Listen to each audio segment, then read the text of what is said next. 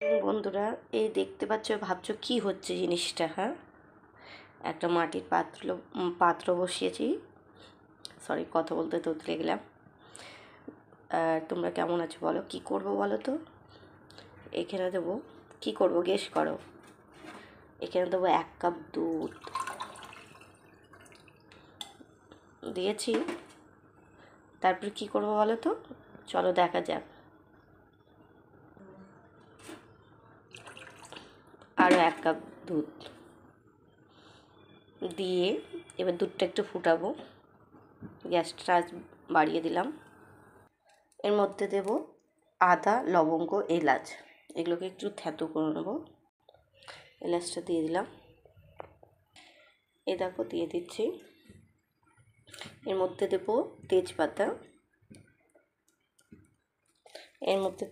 দেব।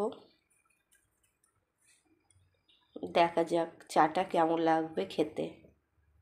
এর মধ্যে আমল দুধ নিয়েছি, বুঝতেই পারছো। এ দেখো,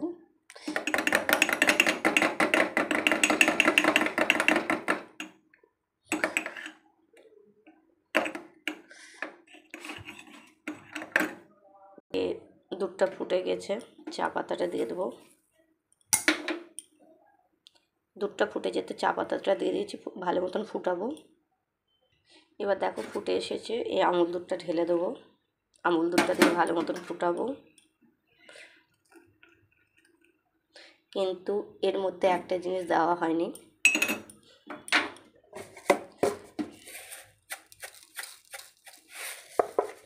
কি বলো তো? চা পাতাটা আর একটু দেবো, কড়া করে খেতে হবে। এর মধ্যে চিনি দেব। ফুটে এসেছে, এবার চিনিটা দেব যে যেমন পরিমাণে খাবে। এটা একটু আর ফুটাবো, ফুটিয়েই নামিয়ে নেব। চায়ের কালারটা কেমন হয়েছে বলো দেখি। কি মনে হচ্ছে দেখে? কেমন লাগবে খেতে? আমার তো মনে হয় ফাটাফাটি লাগবে। তোমাদের কি মনে হচ্ছে কমেন্টে একটু জানাবে। আর যার যার চা খাওয়ার ইচ্ছা, চলে এসো এখানে, এরকম চা করে খাওয়াবো। কমেন্ট করবে, শেয়ার করবে আর লাইক করে দেবে। প্লিজ একটু কমেন্ট করবে। এ দেখো, এবার আমি টেবিলে চলে এসেছি। এবার চাটা খাবো। আর এর সাথে টোস্ট বিস্কিট নিয়েছি দুটো। কেমন লাগবে বলো? ওয়াও, শর্ট পড়ে গেছে, দেখতে পাচ্ছ?